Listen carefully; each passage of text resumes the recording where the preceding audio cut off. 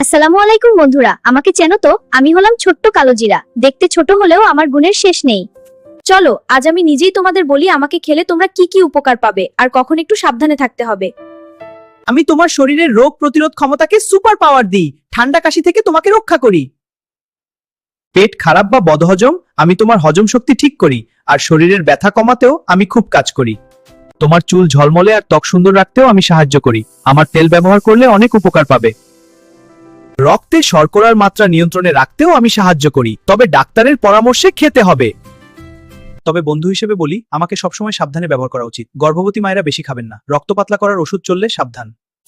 অপারেশনের আগে আমাকে খাওয়া বন্ধ করা ভালো। অতিরিক্ত খেলে পেটে অস্বস্তি হতে পারে। তাহলে বুঝলে তো বন্ধুরা, আমি ছোট একটি দানাই, কিন্তু আমার ভেতরে লুকিয়ে আছে অনেক গুণ।